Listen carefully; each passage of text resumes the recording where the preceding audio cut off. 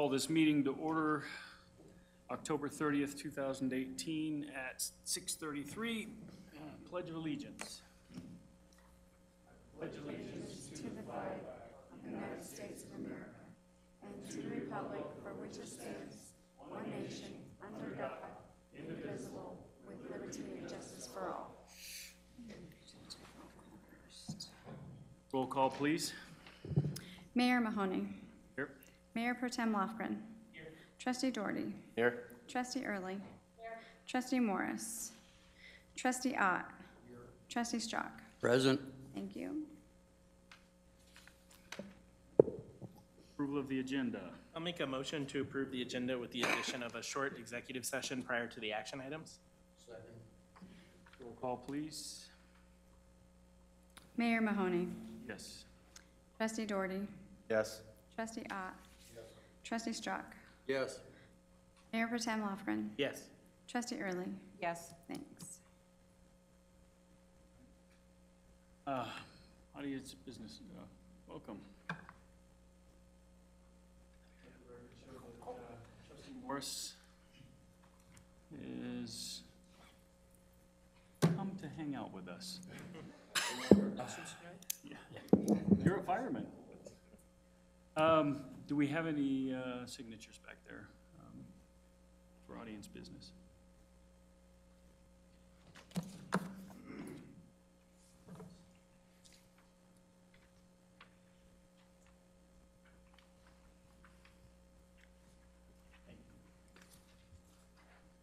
Just to be clear, if you want to speak at this point, we are going to be having a public hearing, so if you're going to speak at that time, you can hold it till then and speak on the item, or if those of you that have signed up, you're welcome to step up and speak now. Russell, I can't read the last name. Watterson? Okay. Again, Kathy. Okay. And Jillian Smith? Okay. That concludes audience business. All right, with that, we'll do a brief executive session. I'll make a motion to go into an executive session for quick legal advice concerning tonight's pending public hearing. Roll call, please. Mayor Mahoney. Yes. Trustee Ott. Mayor Pro Tem Lofgren. Yes. Trustee Early. Yes. Trustee Doherty. Yes. Trustee Strzok. Yes. Trustee Morris. Yes. Thanks. Carries. And the time is now 36, and we will take a go into executive session. Take a brief break. Be right back. I know. Good to see you. Yeah. Did they ask for it?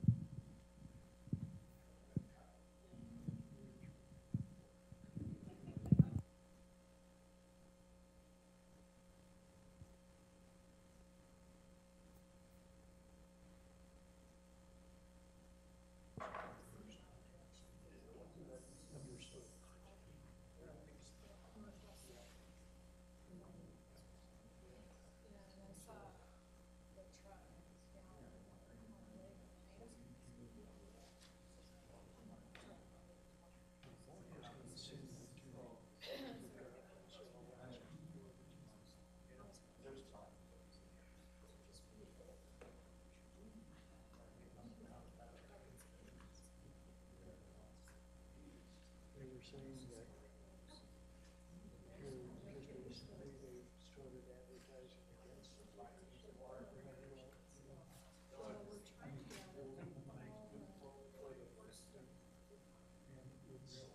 the guy who's the chair of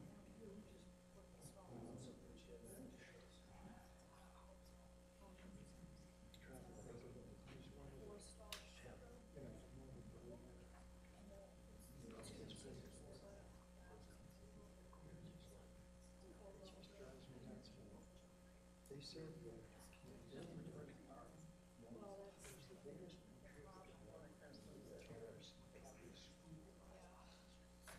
school board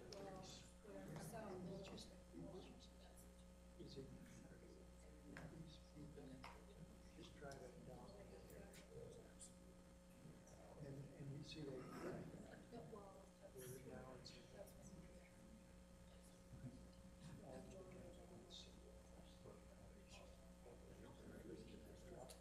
the district had gone conservative, and with all of this out of state, and they did the same thing in Jefferson. I mean, that was.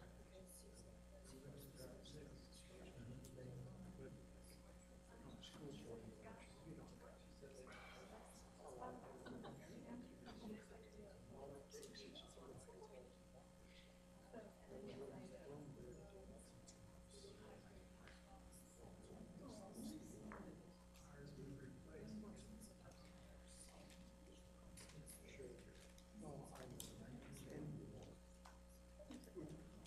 I don't want to put down the, just on the east end, they say, when they explain it, they say, to increase the percent already, just increase it, it's five.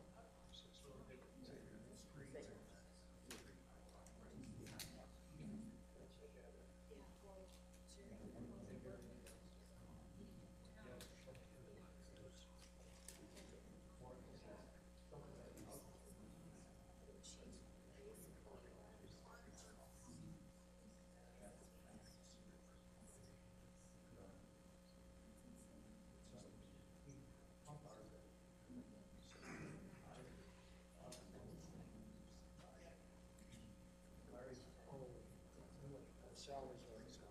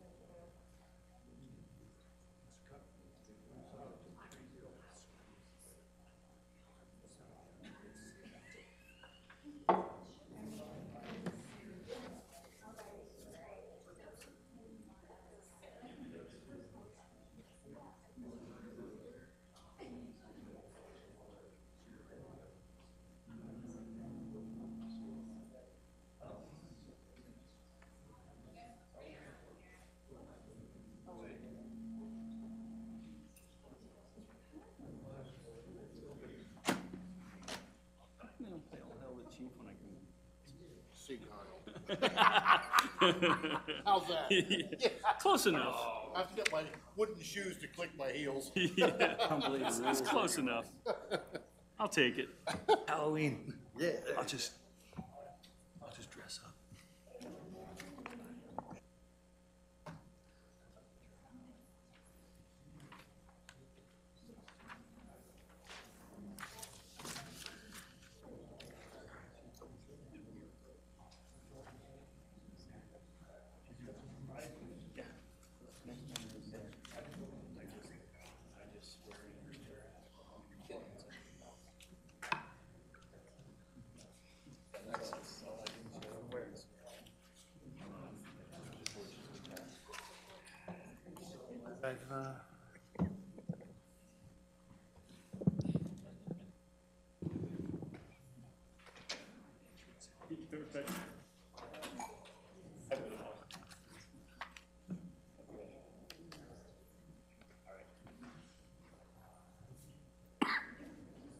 guys ready?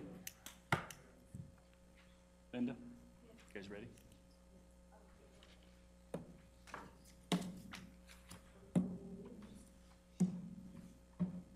Okay. All right.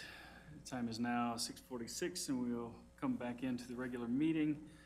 We went into an executive session to discuss attorney-client privilege. If anyone feels that anything was discussed outside of the scope of the reason to go into executive session, if not, we'll move on to the next item. Next item is the action and discussion item, public hearing and consideration of resolution.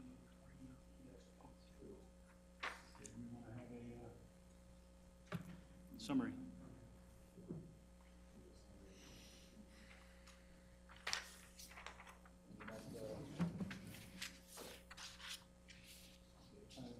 Go ahead and open up the public hearing. Speak, and we'll be at 6:47. Good evening.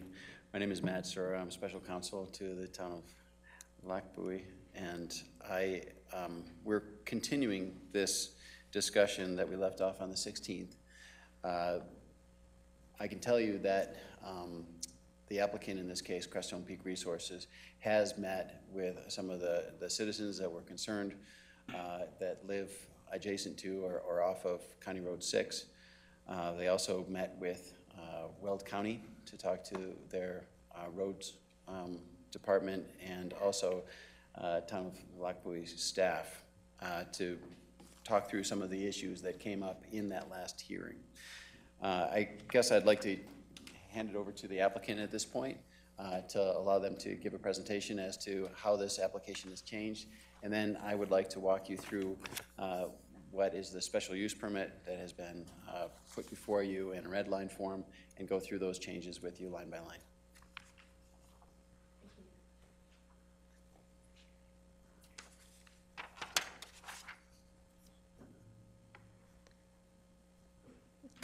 State your name for the Hello, Megan Campbell with Crestone Peak Resources, and I also have with me. David Stewart with Crestone Peak. So as Matt mentioned, this is a continuation from our presentation for the request for approval for a special use permit for our oil and gas location, the Lochbuie Land 25HD 166.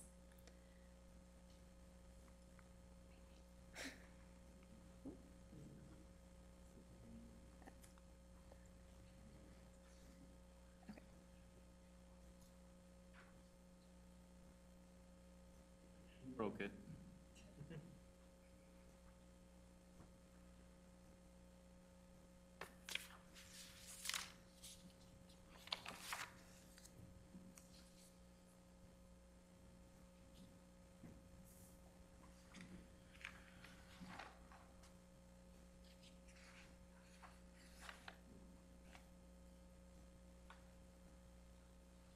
I guess at this point, you're gonna have to mine the slides.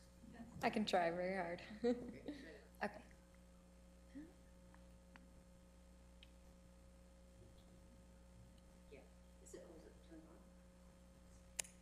Maybe not. Yep. Oh. Yeah, it looks like it's on. Let's try it again now. No. There we go. All right.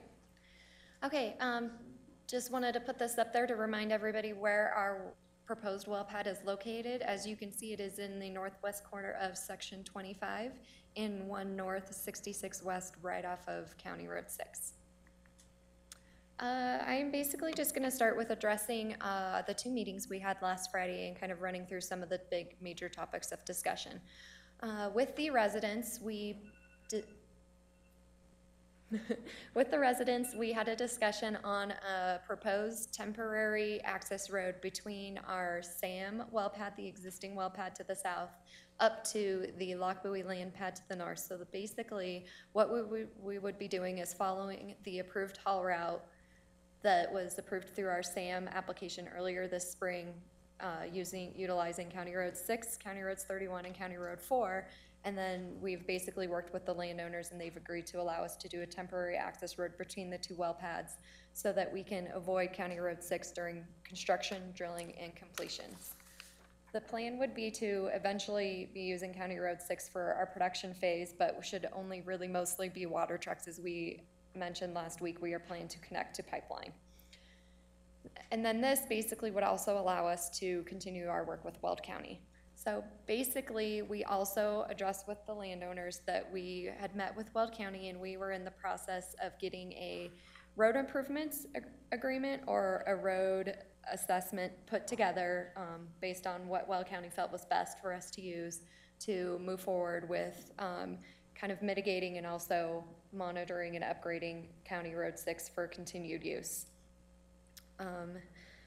So basically, going through this with the residents, they were pretty happy, I'd say, maybe not completely 100% happy with us still using County Road 6, but I think, you know, it was a good option, for us to come to kind of as a compromise for getting a lot of our early on truck traffic off of County Road 6 and from going past the residents off of about County Road 6 and Tate Avenue. Additionally, we addressed some other mitigation concerns, continued concerns with the residents, speeding trucks, minimal use of Jake brakes, and additional signage. So we will work with yourselves, the town of Lochbuie, and Weld County, especially where those signs may be within Weld County's jurisdiction, to mitigate some of those things. Additionally, there's been brought up some landscaping around the full well pad site, as well as ongoing mitigation measures possibly throughout our production. And so Crestone is looking into options to help basically with visual aesthetics, as well as kind of helping to keep noise in, along with the use of electric rigs and electrifying production facilities. And then finally, we basically reiterated to them our promise for continued communication and outreach to the town, as well as the nearby residents. We mentioned this briefly last week. We have voluntary outreach that we plan to do to residents, any residents really, within a half mile of our locations before we start any of our phases. So that will happen during or before construction starts, drilling starts, completion, and production. And so we just want to reiterate that it's really important for us to have involvement with the residents nearby, and we've taken in all of their concerns very seriously, and we want to work forward on building a better relationship with them going forward. We also had our Weld County meeting. Basically, again, we discussed the potential possibility for the road in between the two well pads and using County Roads 4, 31, and 6. Basically, this meeting actually took place before the resident meeting, so it was David Beback from Public Works, as well as Matt Sura was on the call, Weld County, and a few people from Crestone. And basically, through conversations throughout that meeting, it was decided that this was probably going to be the best option if we could utilize this already approved route by the town for those earlier on phases, and then move to County Road 6 once we were able to finalize the road improvements agreement with Weld County.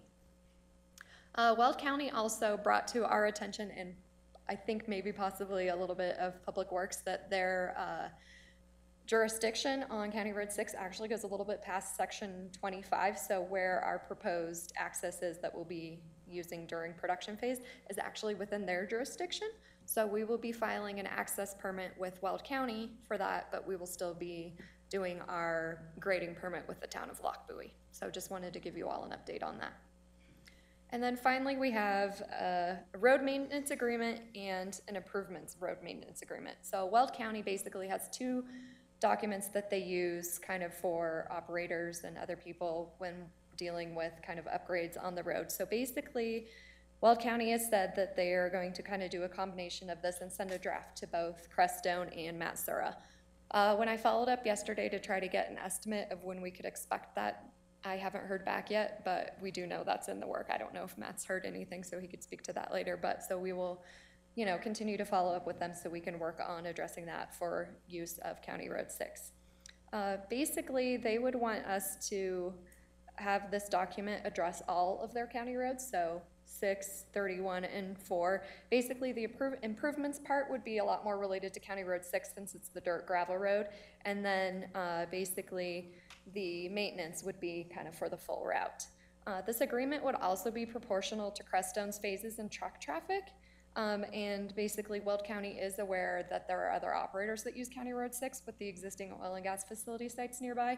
And so basically, they've also reached out to other operators, and they're kind of working with them on similar agreements related to County Road 6.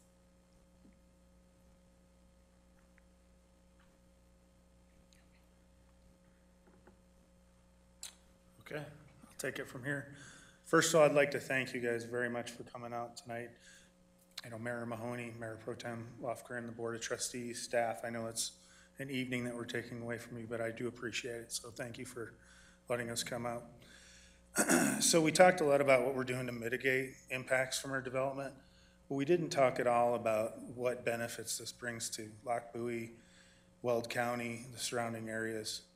So I just wanted to spend a couple minutes talking about our financial impacts that this development will make.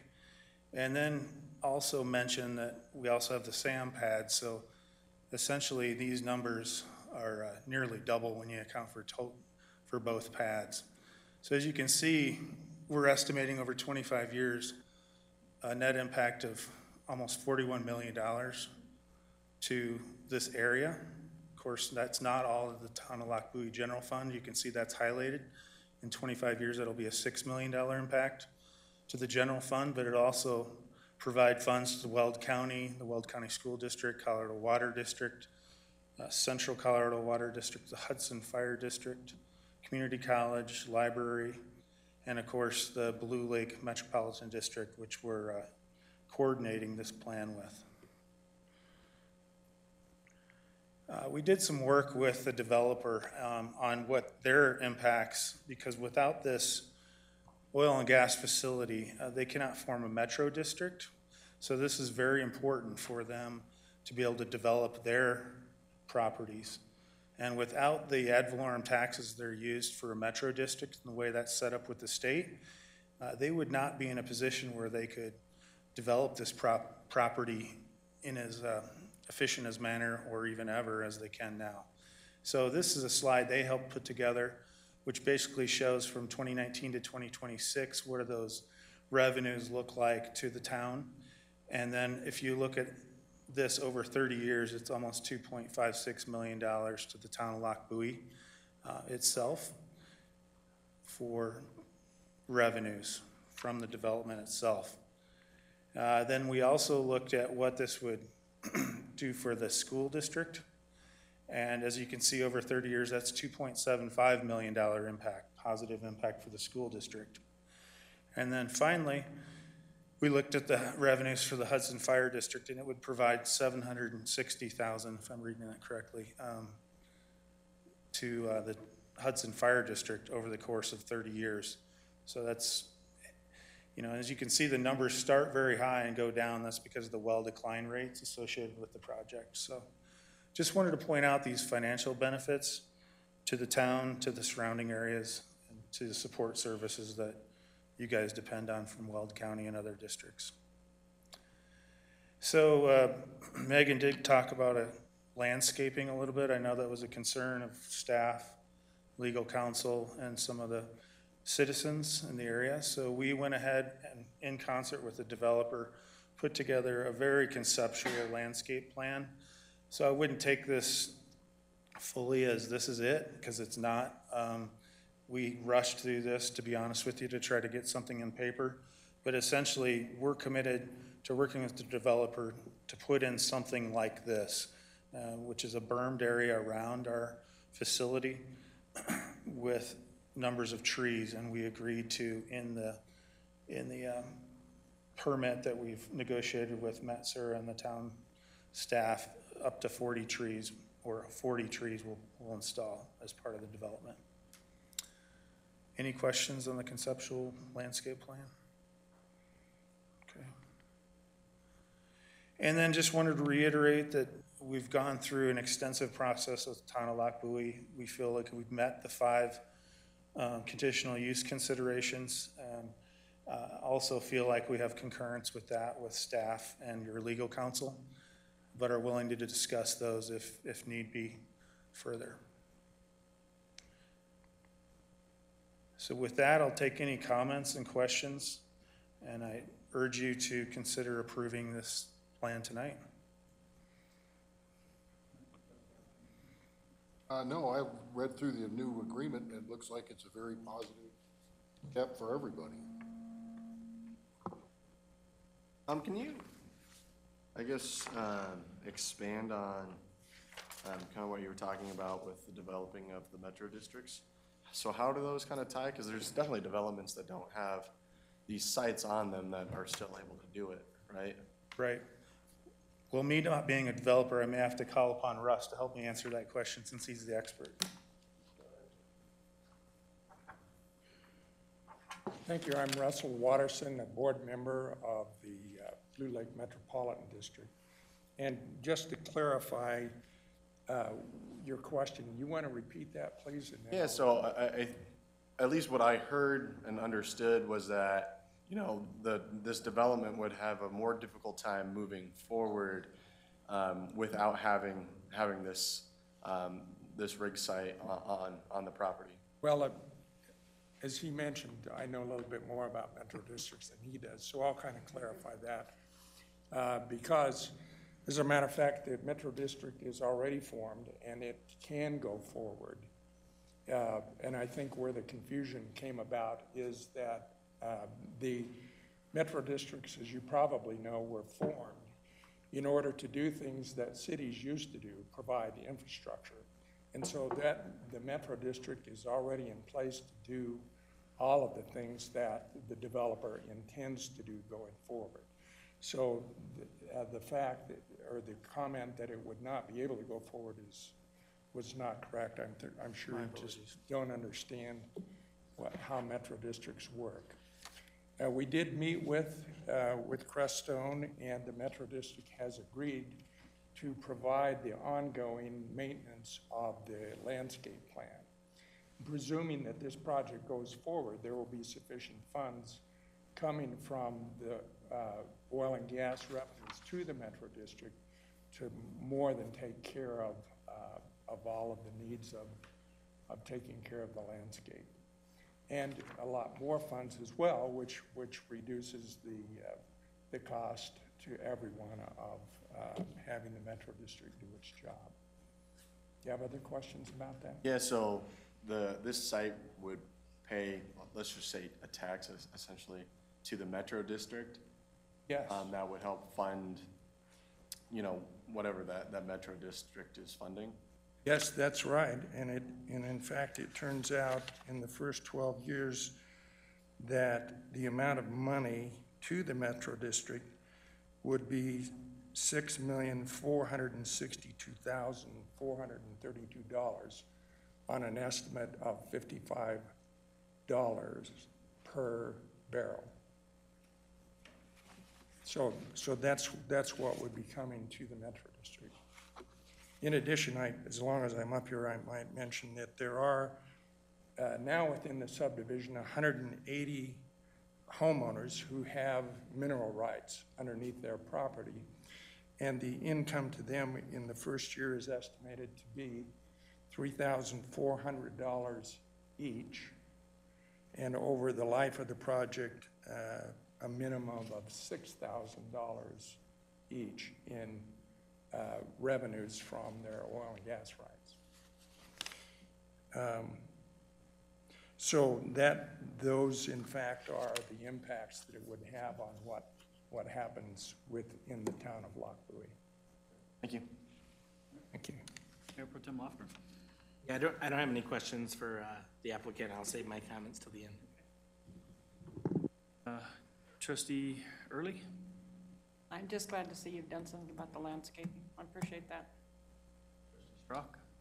Well, it certainly does give the metro district some operating capital. Something, and maybe it's in a different document or something, my concern is going to be the sound walls or the light walls. In this document, I really don't see that you're going to maybe suggest that you're going to put up a wall 360 degrees around this thing to mitigate the noise and the light. That will be part of the development, yep. Affirmative. That's an affirmative, yes. And that will be during our construction, drilling, and completion phases for the perimeter of the whole oil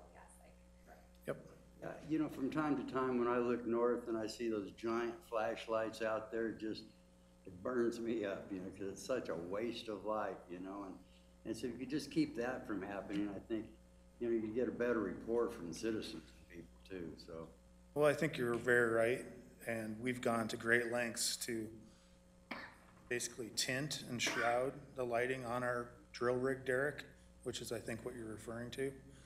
So I think you guys have done a great job. can't even really see our rigs compared to some of those other ones. I was completely happy with your SAM site over there that we see all the time now. You know, I just didn't see anything at all that said you're gonna put a fence around it, so I just wanted to make sure. That'll be for sure put up. Yep. Thank you. That-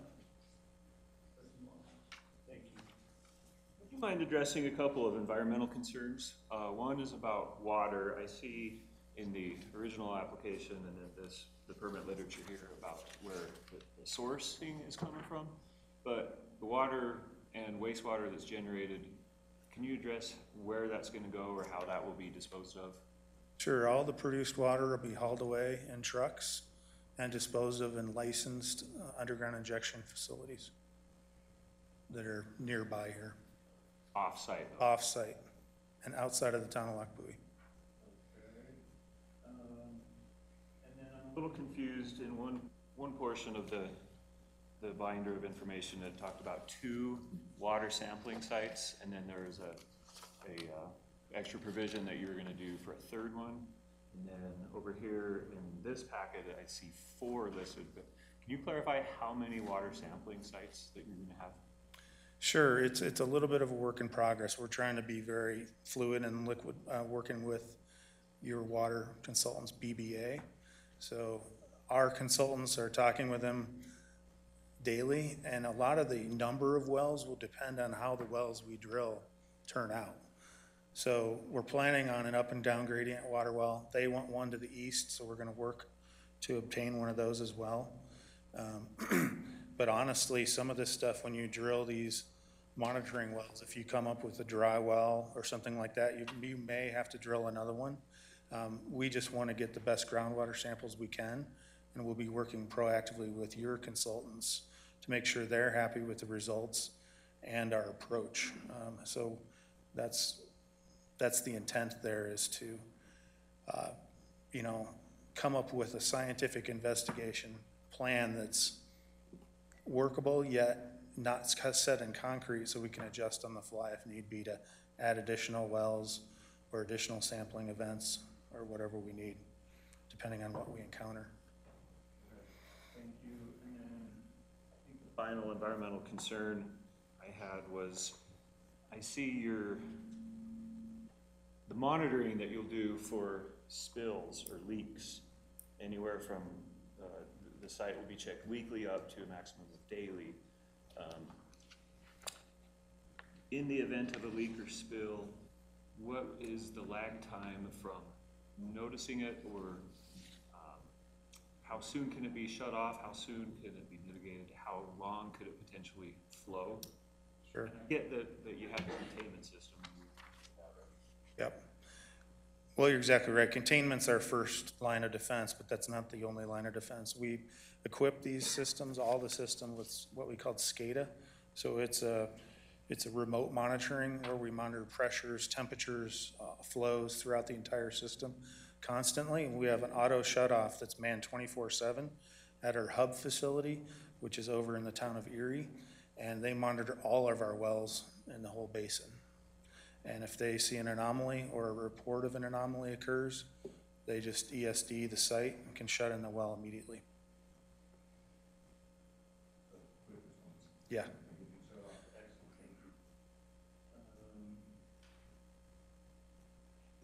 Thank you.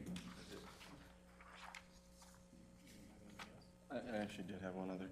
So I know the site wasn't your guys's, but I'm curious, just from a public safety standpoint, what do you guys do to kind of mitigate and try to reduce accidents like that happened up at Briggsdale? The recent Briggsdale accident? Obviously, I'm not in full knowledge of what actually occurred there, but my understanding and review of the same newspapers that you have is that it was a site under construction, and that they were operating equipment that ignited vapors, that ignited into a tank. We go to great lengths and have extensive programs in place to prevent that from happening. So not only do we not allow any open flames or any non-intrinsically safe equipment near a tank when we do a tank construction facility build out. So that's excluded by policy. We also review that daily in our job safety analysis, review that with the contractors. Plus, we put a full-time employee who's trained highly or contractor in place to review the JSA, constantly walking the site looking for those types of things. That's a very unfortunate event, and obviously we do not want to repeat that. But we do have many, many policies, procedures in place to prevent such an accident. Thanks. Thank you. Welcome.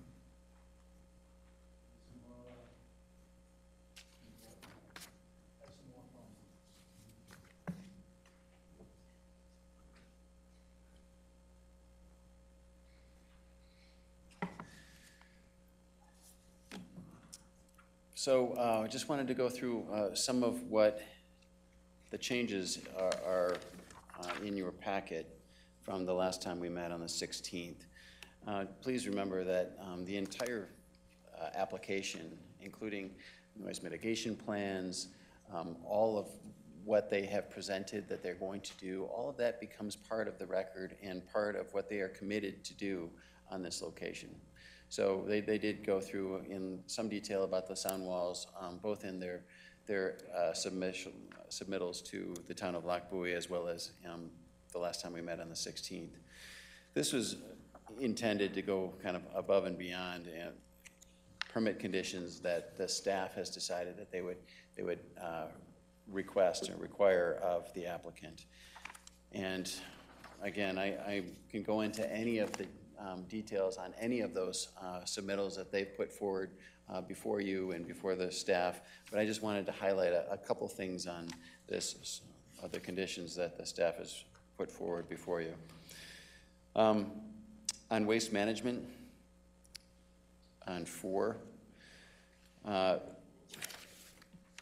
there's going to be traffic from any oil and gas facility, and the majority of that traffic in this case is going to be during the construction, drilling, and completion phases. And there's a lot we're doing to mitigate that. First and foremost, as you have heard and you have before you, they have decided that they're going to use a temporary haul route to avoid having anybody go by the folks that came before you that live on County Road 6. They're going south to County Road 4 and then taking County Road 31 north back to County Road 6 so they can reach to Highway 85. They are piping all water to this facility. They're going to be laying flat pipe and doing that hydraulic fracturing. You know, every one of these wells takes millions of gallons of water to hydraulically fracture, and that water could be transported by a truck, and we'd be looking at, you know, tens of thousands of trucks. That's not going to happen in this case. There's not going to be any of that truck traffic. In fact, in talking with the applicant, they said that they are continuing, they have looked and they will continue to look at the possibility of using pipelines to transport produced water. This is not a very wet formation. And so when they get into production phase, they're going to be using pipelines to move the product away from the facility. So you're not going to be seeing the oil trucks. You're not going to, obviously gas is piped. And there is very little water that is produced by these wells. And so there is going to be just the occasional water truck.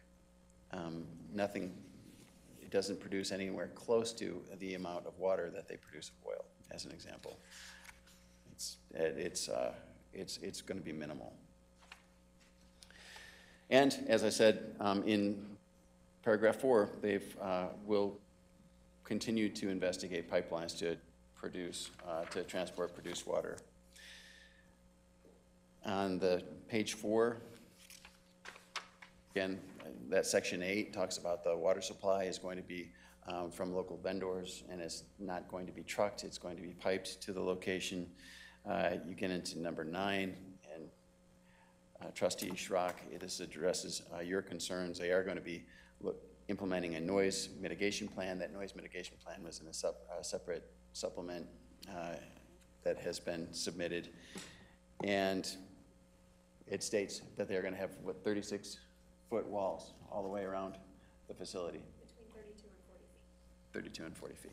32 and 40 feet. They also have committed to going below state noise levels.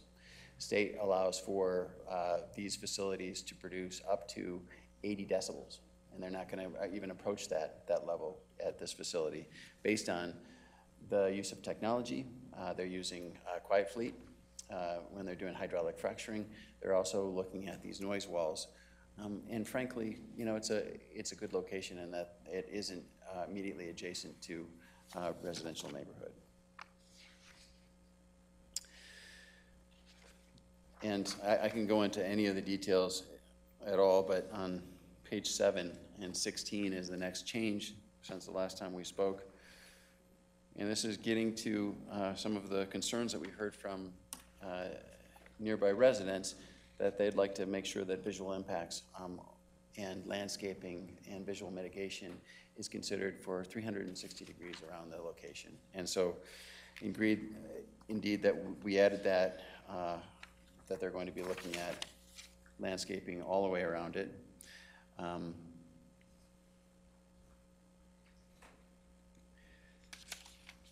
Then we changed section D to talk about immediate landscaping for the north, east, and west sides within 6 months of completion. And then making sure that some of that landscaping survives, there is a commitment to maintaining it, to ensuring that any landscaping that dies is replaced and that it is going to be properly irrigated. Getting into air quality, there are some leak detection and repair improvements that are in this agreement that are even better than the SAM pad. They are going to be going to this location monthly with an LDAR camera. That's a leak, or a FLIR camera, that is, the forward-looking infrared camera that can see what emissions are invisible to the naked eye. They can see those with that camera. They'll be doing that monthly. If they do find a leak, they're going to be making repairs as quickly as possible.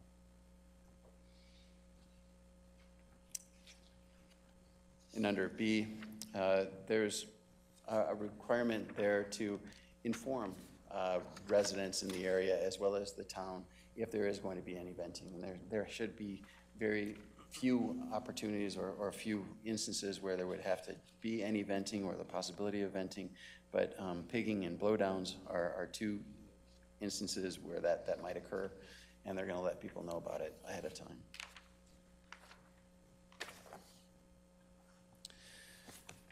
And then again, getting back into some of the changes, the access road, obviously that was one of the big concerns, not only the transportation route, but making sure that Weld County was involved in the access decisions and improvement agreements.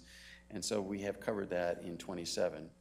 We've got an access improvements where they're going to be improving access roads a minimum distance of 200 feet on the access road from the point of connection to a public road. And then you can read the rest. The access road shall be improved as a hard concrete or asphalt for the first 100 feet on the public road, and then improved as crushed surface after that. So it's going to be, they're going to be here for the long term. And they need an access that's going to be able to endure 30 years of use and wear and tear.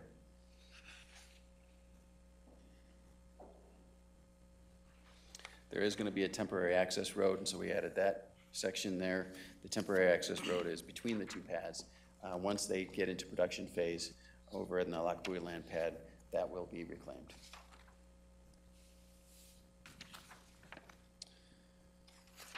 Other road improvement provisions, there's not going to be any traction chains, any mud tracking is going to be taken care of by the operator immediately. And again, they are going to be entering into a road improvement agreement or road maintenance agreement with Weld County, in which we are going to be copied. And finally, on the last page, on page 15, they've agreed to reasonable inspection fees in the event that it comes a time where there are residents in the area, if there's any concerns, the town will have the ability to have an inspector out there to make sure everything is being done as it should be. This is 33 is a provision that some of our neighbors Erie, worked with Crestone, and I thought that it was good language, and we were able to have it apply here as well. New technologies. This is an industry that is going through incredible transformation every year. What they're able to do this year, they weren't able to do just 2 years ago or 3 years ago. And the technologies to mitigate impacts are also changing as quickly. So if there are improvements to technology and we want to be able to utilize them, and maybe this agreement couldn't have anticipated the kind of changes that technology will bring, some of these new best management practices, we can say, let's stop, let's take a look and see if this new technology should be applied here in Lac Bowie and take advantage of that here for the future of Lac Bowie and Lac Bowie residents.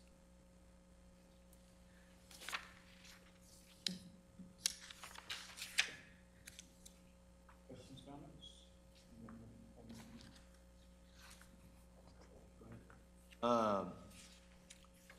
Do we define abandonment? I don't really see that we define what that.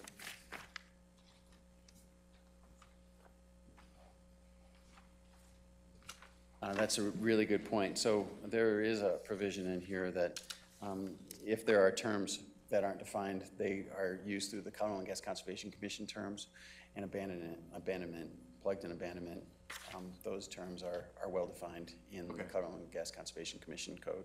Okay.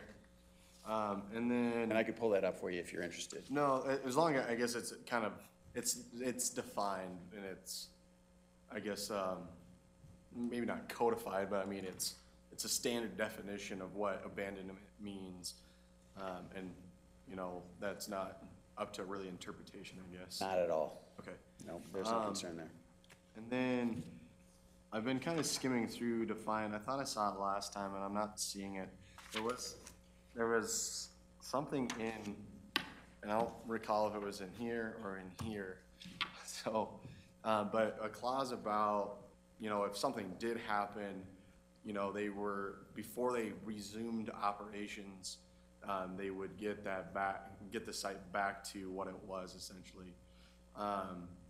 And can you point that out to me in this document? I'm not finding that now. Well, you may be referring to a reclamation requirement, and there's really two reclamation requirements. There's interim reclamation to make sure that they're reclaiming as quickly as possible, and then after they've done their drilling and completion operations and you get into the production phase, they try to reduce that pad to be as small as possible, and that's when the landscaping is going to be around there. And then there's a final reclamation when they are finally done and they're plugging and abandoning. Well, no. So it was. I think it was more on the lines. Let's say there was an oil spill, that before they ramped up production again, they would resolve that oil spill. They basically, from my understanding of what I read, and maybe I misread, maybe it was a different document entirely. Basically, that site would get shut down while they're fixing those issues and cleaning up those issues. I think you might be thinking of the emergency response or tactical response plan document. That's right, and I can pull that up as well. We were just chatting, I think that might be it. You want to answer that? Yeah, so I mean, and David spoke a little bit to it, you know, like when there's spills or leaks, we have our containment, and then we obviously shut things in and address them immediately. And that would be basically a similar process with our emergency response or tactical response plan, which basically we have our safety manager work with the local fire department, whichever one, depending on the town we're in, and basically put together a plan on how to deal with emergency situations, larger spills, fires, anything like that. So yes, I don't have that right in front of me, but I believe, I think that's what you're talking about. Yeah, I just wanted to kind of look at that again, and I was hoping I could get pointed to it, because I know I've seen it, I just Oh, can't sure. find it. So the tactical response plan was added as a supplement like last couple weeks ago, right near the end, as Matt had been speaking with Weld County and a few other counties nearby that have kind of gone more to the tactical response plan. But the emergency response plan, which basically is maybe a more briefer version, you could say, and then the tactical response plan is a little bit more detailed, I believe is section, let me think about it for a minute. I just put together another town application this morning. I want to say, so in the kind of intro section, Okay. it should be in one of those before all the letters separated out. Okay, and then, I can look for that again. I just had a quick question on that. The other question that I have is I really don't like the language of up to, in the contract. I guess, so the way that I read that is when it says up to 40 trees, 0 doesn't exceed that. And so honestly, I think there's really, really poor language from the town standpoint, because if you don't put any trees on this site at all, you met the obligation. And from a town and from, a steward to our neighbors, I don't think that language is in good faith to the town.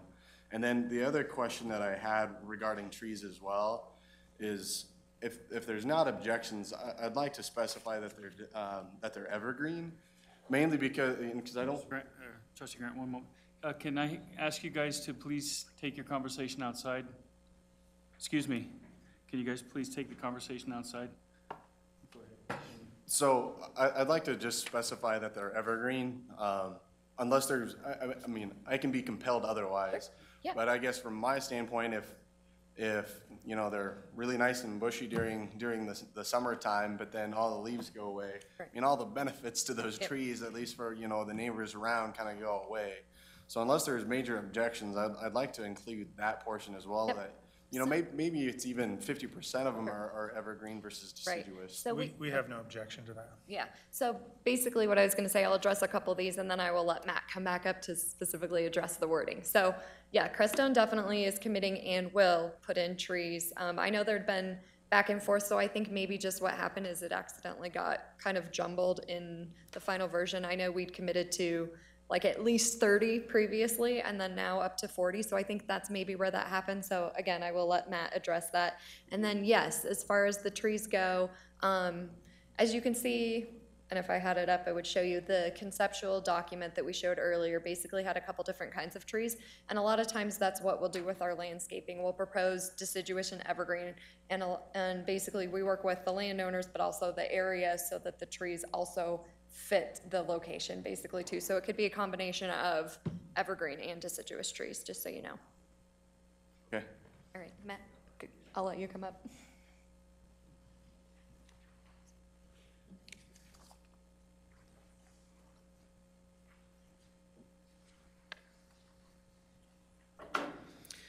So I think we are protected because the town of Lockwood has to sign off on their final plan.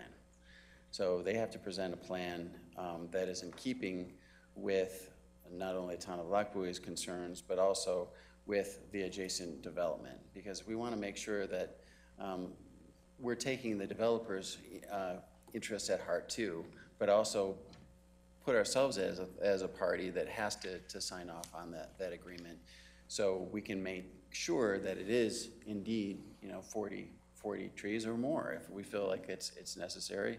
That would be something that we would have the ability to at least discuss. So I'm happy to have that be at least you know, you can change it however you like, of course. But Well, if they were the looking at feeling like was is that 40 trees was going to be enough to be able to cover all four sides. Okay. I mean, I definitely don't want to make it open-ended on the other side as well. I mean, I get their point as well. So if we could do 30 to 40, so they have a range, but it's also, we're not getting two. You know, I'd like to have. Or change up to with at least. Well, I do want to, I guess, from the other side too, you know, from our side, we could say, well, it said, you know, at least 40, and now we want 90. You know, I think, so if we just put a range in there that, you know, both parties are acceptable with, I think it kind of buries it for both sides, and then that way there's no ambiguity for either side. So that would be my personal preference on that. And I would like to have a ratio, though. I understand that there's gonna be some deciduous and some evergreen, but if we had, you know, 50% need to be evergreen or something along that line, so we can kind of define that as well. I think that would be beneficial. Not at this time.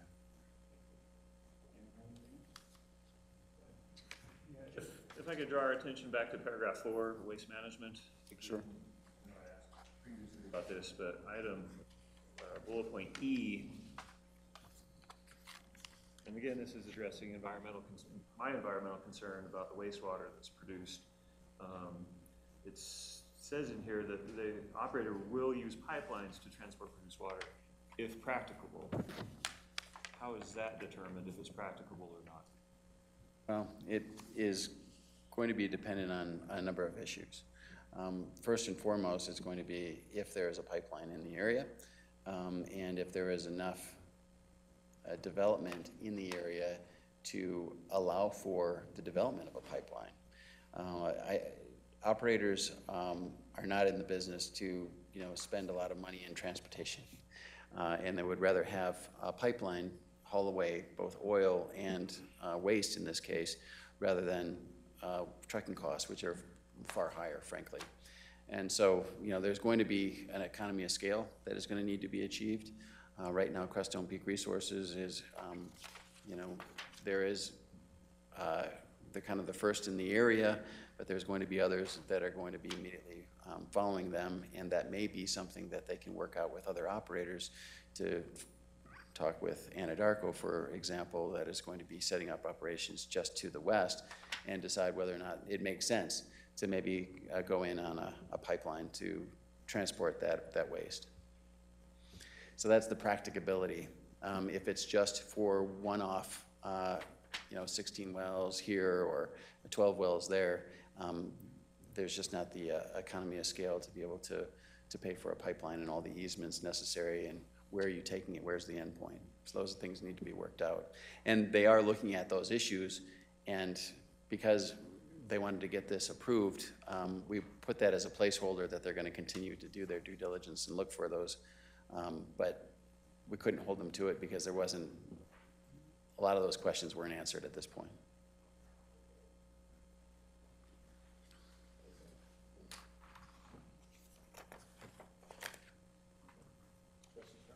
Can I ask you where the closest injection well is? What the closest injection well? I'm going to have to kick that over to. There are over 50 in Weld County. And believe it or not, there are 4 that are being proposed just north of Brighton. And in fact, there are 4 that are located on County Road 6 that are proposed, just west of Lac Bowie. And frankly, I don't think it's a great location. I don't think it's a great location for, they're typically around 12,000 feet below the surface, well below where they're producing, which is about, you know, 8 to 6. 50 of those in our area.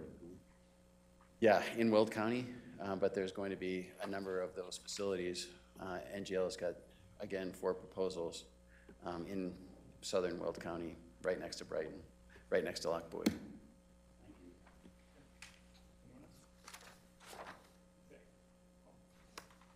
Didn't they just put in an injection well right across 76, just north of the new business park that's going in 2 years ago?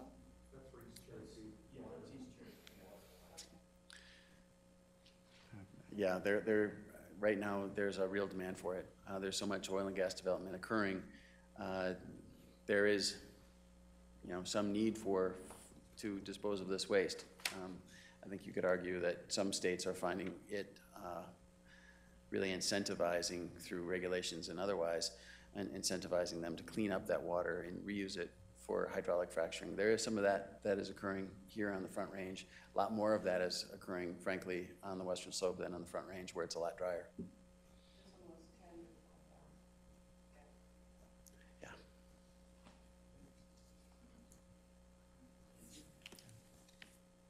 Okay, by all means. Comment from the Metro District. We have met and we have discussed with Crestone doing the landscaping. They have agreed to do the landscaping. We're going to enter an agreement for them to do that, to do the landscaping. The district will maintain that. And when we sit down to finish, presuming that this passes, when we sit down to finish this, Trustee Doherty, we will make sure that there are at least 40 of those evergreen trees, and then we will sign that agreement. Thank you. Time I will take testimony. Anyone want to speak on this? Please step up to the podium, state your name and address for the record.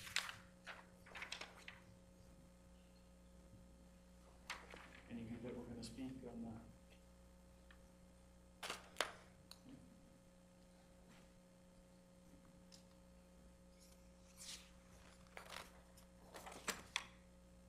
Hi, my name's Kathy Barima, and I live at 2091 Tate Avenue at the corner of 6th and Tate.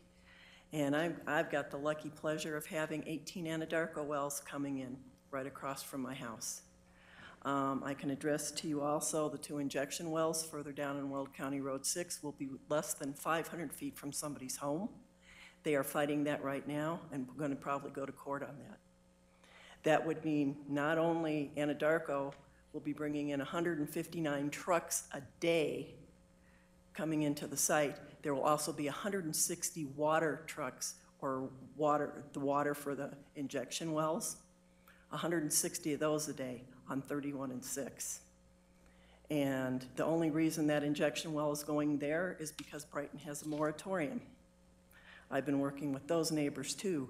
So all of a sudden, a neighborhood in Country Estates is being impacted with almost 200 trucking trucks a day. Something I think we need to look at on that is to try to figure out how that can be mitigated somewhat. The pipeline sounds like a great idea, because the lady whose house this is going to impact, she won't even be able to get in her field to cut her hay. So that's something you all need to think about when you're talking injection wells. I have to say Crestone has been very kind, along with Weld County and with the developers, of sitting down and working with us. And I want to thank the town of Lochbuie for kind of instrumentally bringing that about. A couple questions I do have. Let me find my page here. I'm sorry, I'm nervous. I don't normally do this. One of the concerns you talked about, water testing in Lochbuie. Who's going to test our wells? Everybody in Country Estates is on a well. Are you guys willing to come and start testing our water too? Okay, because I'm kind of concerned about that water, because you're going through 2 aquifers.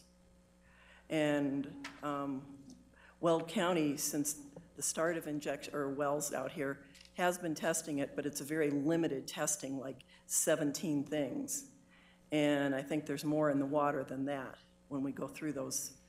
And I'm a little concerned about the water quality out here. When you say a blowdown of something, like if there's an accident or something, Crestone and I have talked about this, that on the corner of, 4 and 31, one of the things blew its top, or whatever they call it, And nobody could find out what that was for almost 10 days as to whether a plane had crashed or if there'd been a serious accident or, you know, like you talked about the accident up in Briggsdale. And I think better communication as all of a community, because we're all working together on this, whether it's Brighton, unincorporated Weld County, Fort Lupton, all of us, I think communication needs to be better out there on something like that. I can't tell you how many people were scared to death of what happened, and nobody could answer that question. And it went all over some message board, and nobody, you know, the whole ground shook. My house shook, I had dishes rattle, everything from that. So I think communication on if there's an accident, something needs to be said or put out in a press notice or something so that the neighbors don't get concerned that, you know, did something blow up? Did a pipeline blow up? Because there's five pipelines on the south side of Road 6 coming through in the area we're talking about. So I think that's something to think about. You know, it may not be part of what you're doing, but I think it's something you need to kind of think about and address. And as part of the fire department, I believe that you're on that, Mr. Morris? Not in this jurisdiction. Not in this jurisdiction? Then I'll have to talk to them about that, because it's just, you know, every neighbor, out of 80 people, 20 of them were out in the street wondering, you know, did a plane crash? Because we're right under the landing thing too. We thought maybe we'd be bringing out bandages or something, you know. But I think the water needs to be checked. Crestone has, like I say, worked very hard with us on this. And I want to thank, you know, like I say, the town for, you know, opening that up and starting that dialogue.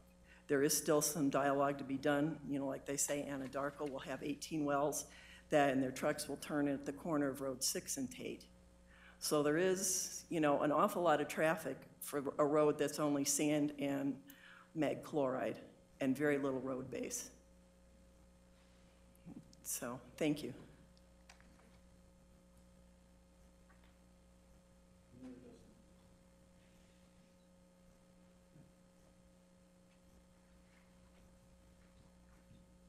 Good evening. My name is Jillian Smith, 16903 West County Road 6.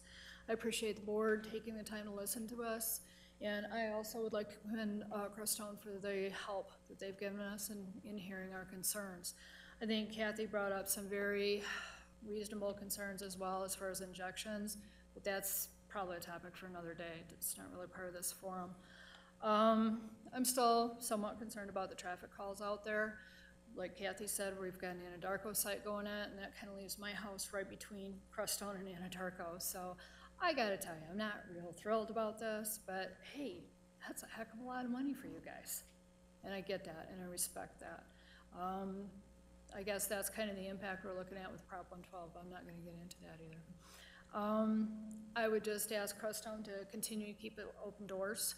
And I would ask the city of Lochbuie very respectfully to remember that we don't live in Lochbuie, but we're gonna take a lot of the impact on this.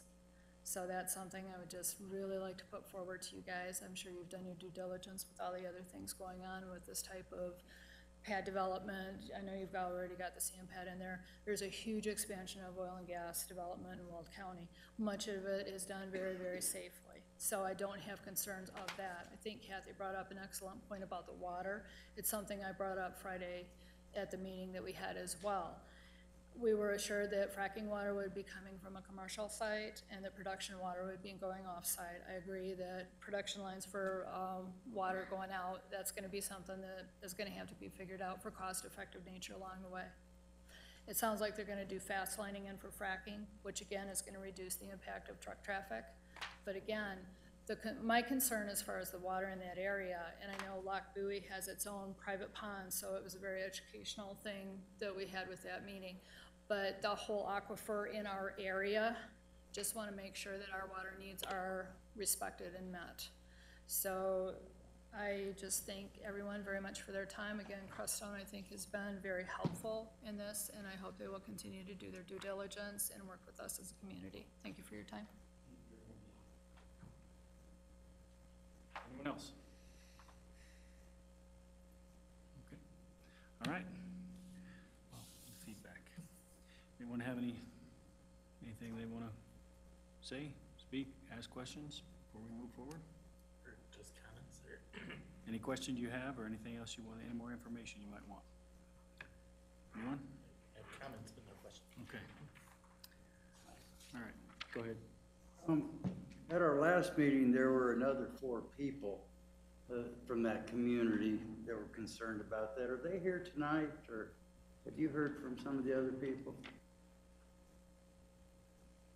All right, thank you. We heard from Well, let's, So Crestone actually extended an invitation last week to, last week, it was full prior to that, in 2016, to everybody who we received forwarded comments from either Town of Lockwood or Weld County. Some came last week to the meeting, some of the residents are coming. Basically, we will share that information. Just break the chain. Share that information. We have not heard much from anybody else. Good. all right. And with that, we're gonna go ahead and move forward. No other testimony does anything. Okay, let's move forward. With that,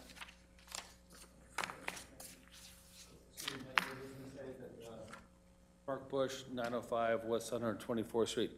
The developer of Blue Lake, we have not had one comment from any citizen about any oil and gas development in the whole entire area. Just so you know, we have not heard one comment, and we've reached out to everybody in our community about that.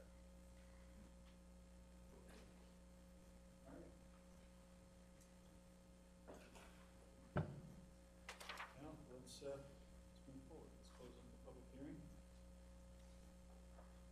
At 7:48.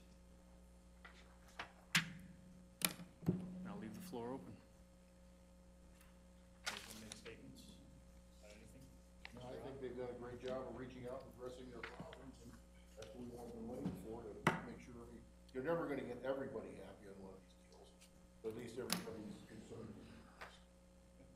Trustee Doherty? Well, I definitely hope that the alternate route that they'll be using is a better alternative for a lot of the residents in the area, so hopefully that was successful. I definitely understand that everybody has kind of their opinion and may or may not prefer this, but hopefully we kind of came to some level of compromise, and especially for the community around this area. One thing that I did want to note, I definitely appreciate what Crestone brought forward with kind of, and what they spoke on their safety. Because regardless of how much money the town or anybody in the area is gonna gain from this, none of it's worth one life lost at any of these sites. So I definitely appreciate what you guys kind of talked about regarding, your safety protocols to make sure things don't happen. Because regardless of how much money, it's not worth any life lost on any of these sites. So I definitely appreciate any measures that you guys take to make sure that these sites are safe for your employees, and also our neighbors and, our citizens as well. And then the last thing that I kind of wanted to bring up, and I still can't find it in here, so I'm gonna kind of have to go from memory, which is not always the best. But I remember a line in what I read, that basically after, let's say, an oil spill or something else that happened, that the site would be shut down and basically operations would be suspended until the site was basically, and the language that I recall reading was that operations would be suspended on the site until the site was brought back up to the level it was before the incident happened. And I want to make sure that that's very, very clear and very, very specific for anything that happens 20 years from now, that's followed. Because the way that I would also read that is, if it's something that happens 15 years from now and we have 15 years of tree growth and they're now much taller, then they need to get back to that level. We need to be able to get it back to the level that the area was prior to the event happening. And so I want to make sure that that's the way that I read that, and I want to make sure that's very clear, because I think that's what needs to happen. But I definitely appreciate everybody's comments and, you know, the feedback and the work that everybody kind of did to try to at least ease the concerns of the citizens around the area. So I definitely appreciate kind of what everybody has done over the last couple of weeks to try to pull this together and work with everybody to try to come to an agreement. That's all that I have. Yeah, so the first thing I wanted to say is I'm really appreciative to Crestone for sitting down with town staff, with Weld County, with the citizens in the area. First, to work out the new routes, because I think these new routes satisfy what everyone was concerned about at our last discussion of this issue. Second thing I wanted to say is I really appreciated the work improving this agreement, the special use permit, to meet some of the concerns that you heard about last meeting, especially raised by the county and raised by some of the citizens in the area. So I really appreciate everyone's work on this. But the last thing I wanted to say is the same thing I said when we considered the last one of these, which is I think state law in this area is a total train wreck.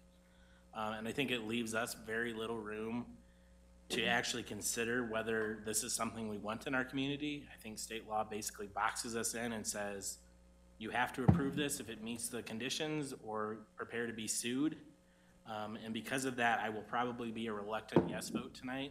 If I had my druthers and if state law wasn't such a mess, I would probably say this is not right for our community, just like I would have said with the last one.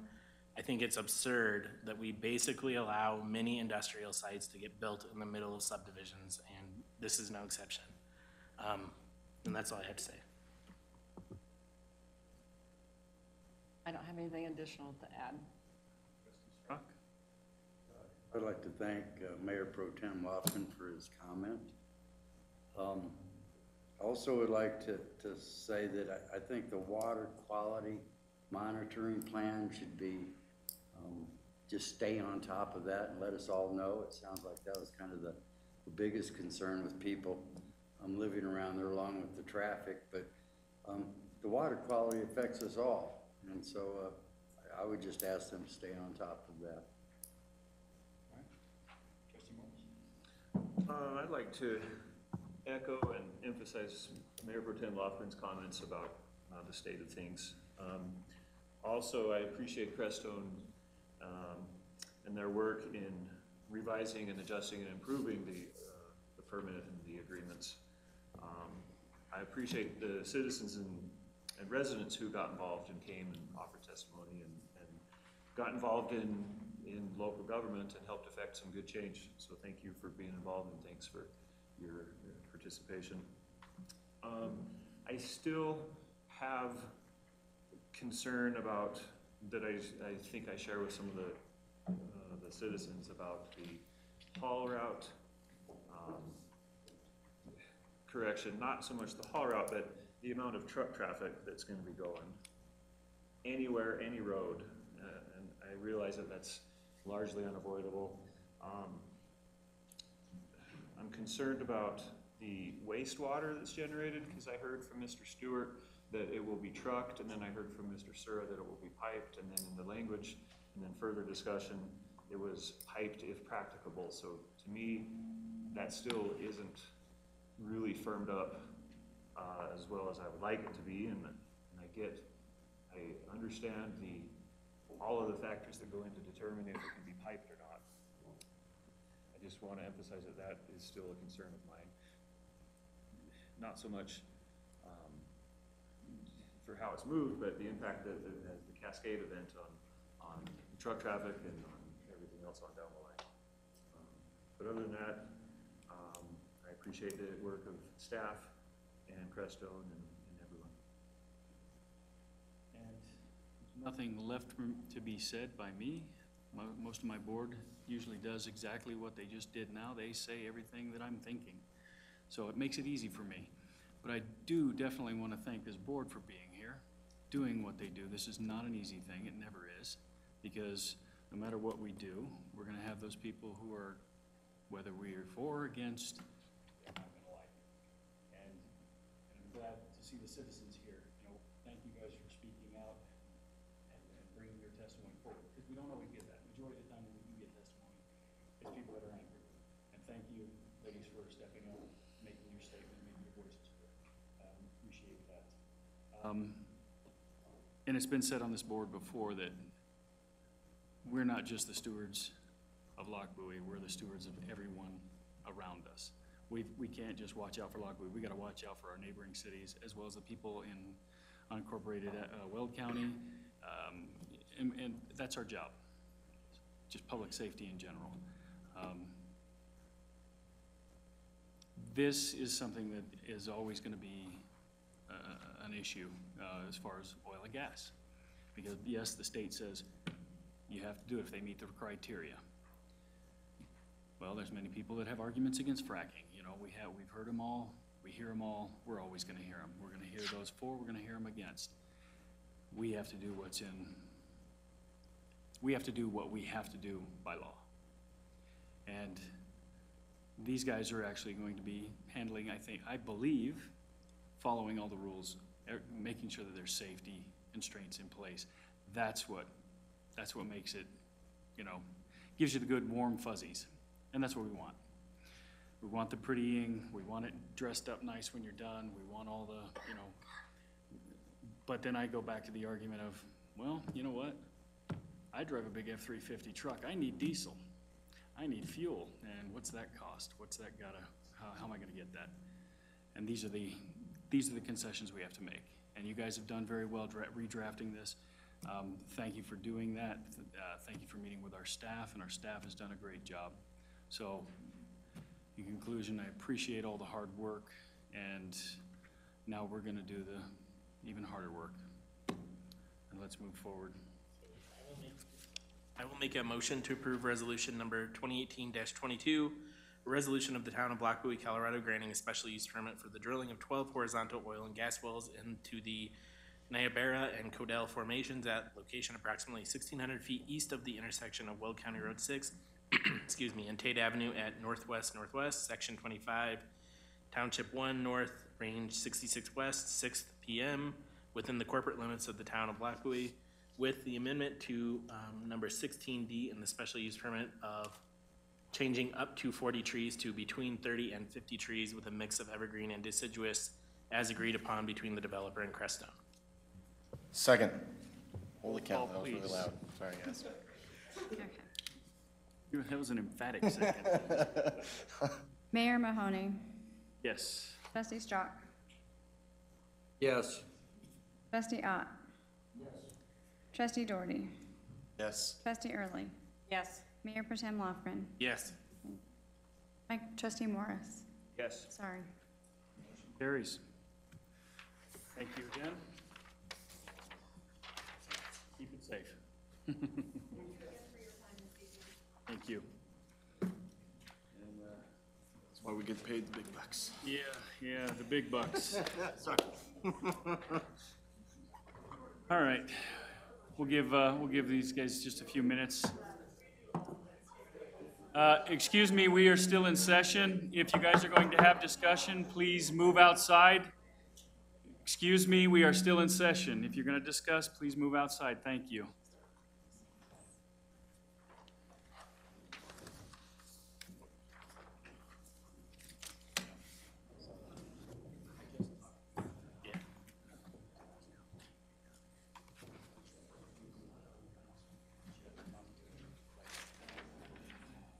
Yeah, we had a good discussion. Yeah, what the hell? I know, it's not gonna get up. Okay. All right, well, I shouldn't be doing all this. But yeah, I guess I'm doing yours. Yeah, go ahead. So, kind of as had been our tradition in recent years with people that have had incredibly long services to the town, we wanted to present a plaque of recognition to Mayor Michael Mahoney for his service to the town. Looks like you were actually a trustee for a better part of 4 years and mayor for 6. So 10 years of service to the town. You've done incredible things for the town. Under your watch, we've eliminated our checkbook overdraft. You've started the Fall Fest and kept it going. You've been really kind of a stabilizing force on this board from everything I've seen in my time on the board. And I wanted to thank you for your service. And if the board could Give a round of applause for the mayor.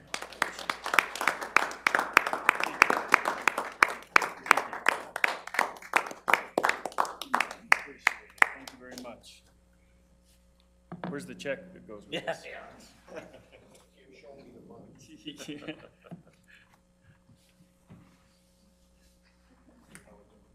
Should we do Marty's first and then do a We can picture? do a group photo Let's just, yeah, we'll do a photo op afterwards. So, we got one more, and this is for Marty Early in recognition and appreciation of 10 years of dedicated service as a trustee to the town of Lockbowie. You've been on here as long as I've been on here. Of course, I took a little break in the middle, but, you know, came back, and we've seen this town go through a lot. We've been here since, well, when did you get here? 2002? 2006, I was on planning commission. No, I'm saying, but in the town. 2000. So we've been here in the town about the same amount of time, and we've watched this change from a little town hall down there, a little blue town hall and police station, to moving it up here, and look where we are now. And this has all been this board's work, this building right here and what's been happening here. And I personally have appreciated everyone on this board. We have worked diligently, and we haven't, I've said it again, I'll say it 1,000 times more, we don't always agree, but we get to our goal. And you've been a big part of that, so. And this is for you. Thank you for your service.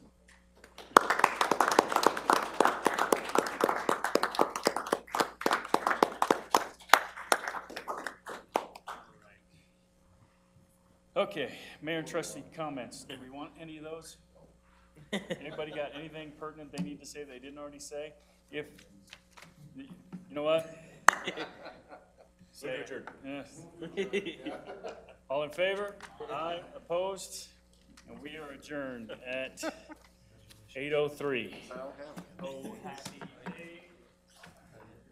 We're gonna do a special session Thursday, right? Yeah. It's a special meeting Olympic Thursday? session. We got a week till the election. We got 3 minutes. We can